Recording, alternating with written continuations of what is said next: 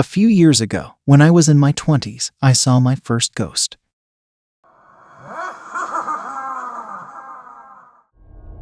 One day, my family and cousins decided to go camping at a popular area, so we packed up and went there. There was a spring there, and since we camped near the spring, we could hear the water swooshing all the time. It was a serene sight. Around noon or so, we all went into the forest to look for some firewood.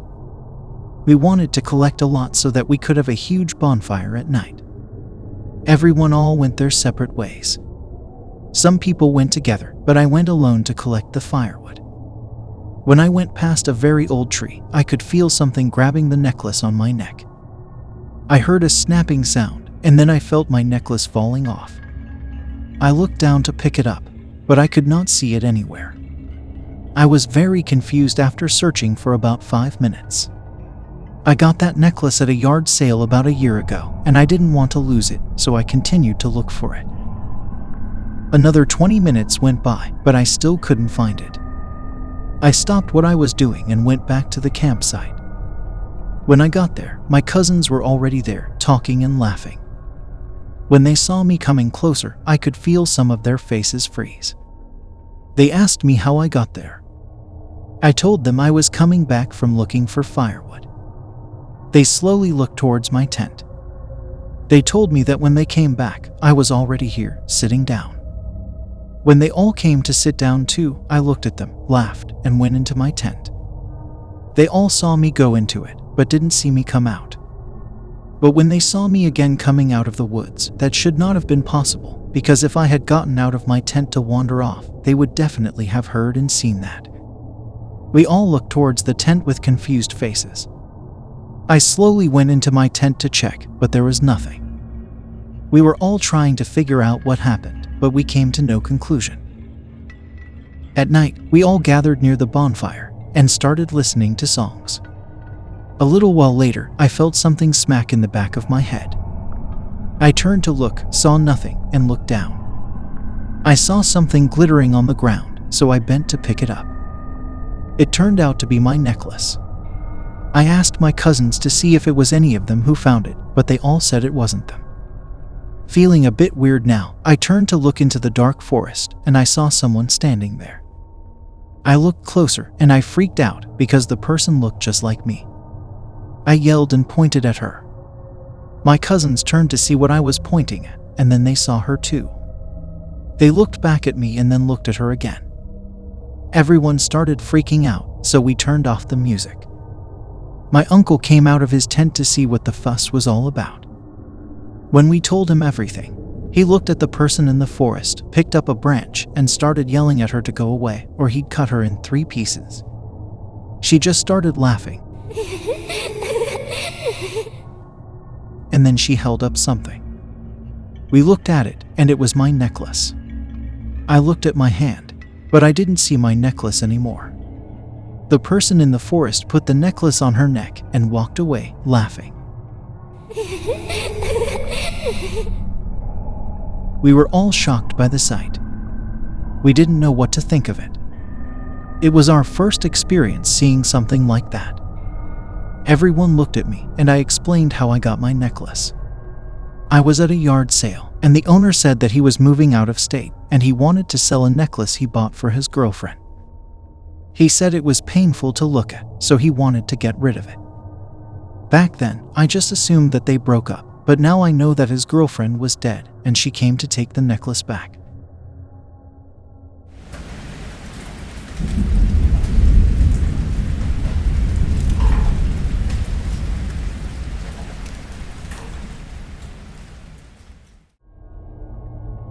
My camping trip was ruined by a friend of a friend.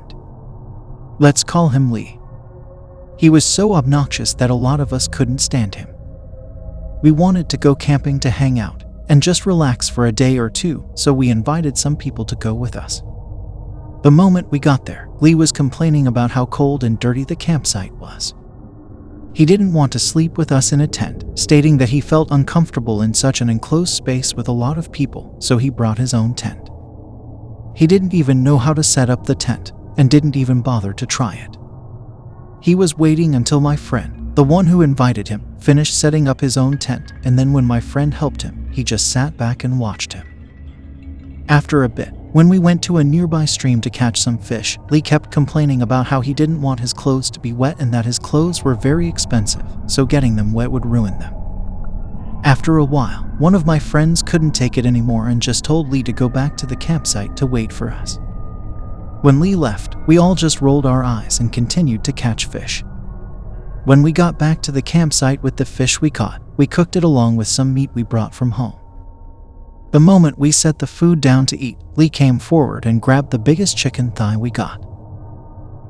A few hours later, when night arrived, we all gathered around the fire to tell ghost stories.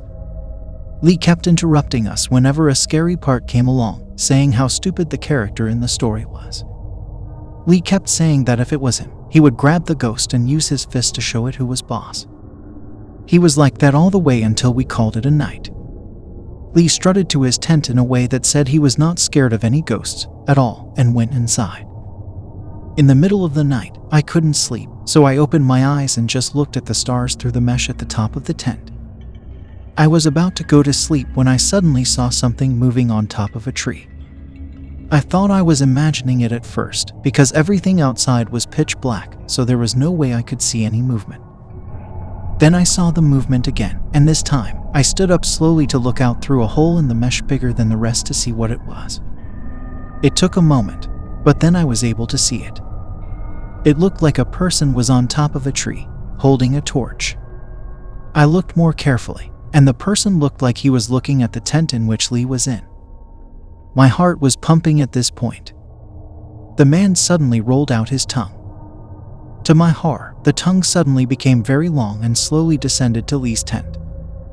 The man started licking the tent, making this slurping sound. I didn't want him to see me, so I slowly backed down and went to cover myself up. I couldn't see him now, but I could still hear the slurping sounds. All of a sudden, a scream could be heard from inside Lee's tent and the sound of someone trying to get out of the tent.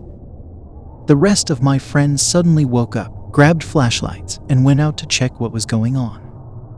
We all saw Lee trying to unzip his tent to come out. The moment he saw us, he shouted at us to help him open his tent. After we helped him, he was so shaken up that he couldn't say anything. He refused to tell us what happened in the tent, but he spent the rest of the night inside ours. The next day, he still refused to tell us what happened. After a while, we all packed up and went home. He was silent the rest of the trip home. Even to this day, he still didn't tell us what happened. Thinking back to the night when I saw someone on top of the tree, I have a vague feeling what had happened, but nothing was conclusive, and I didn't want to tell anyone what I saw too, in case that thing followed me back home.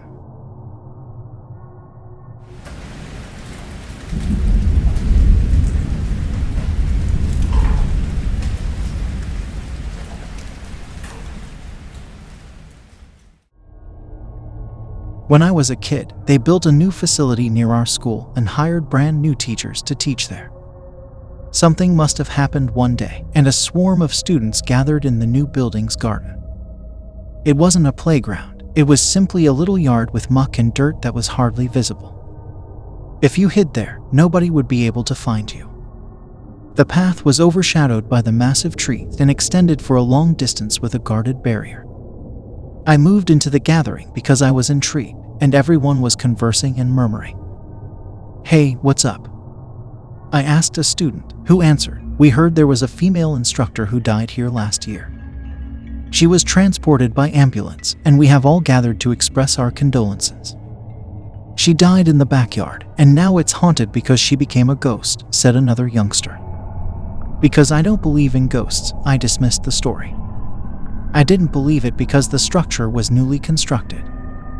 A student stated, "But the backyard has always been there. You may feel her ghost presence if you go through the gates after school." Some of the children had already done it. My elder brother walked home from school by himself one day. My lesson finished as normal, and I'd always strolled through that haunted backyard and thought nothing of it. So instead of walking in front of the building as I always do on that day, I decided to put their notion of ghosts to the test by venturing into the backyard. Nothing occurred when I got in. Until, as I was about to step out of the gates, I looked to my right, and there was a woman wearing white standing with long hair just staring at the ground. It is so weird because the moment I saw her, it all suddenly just quieted around me. I felt like I was in a different world. I became aware of a fear of her presence. For the first time, I had chills.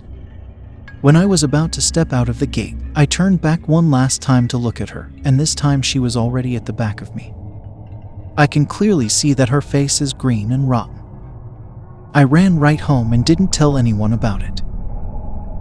2 weeks later, I was on the playground and asked my brother whether he had ever walked through that scary backyard, and he, to my surprise, said he had.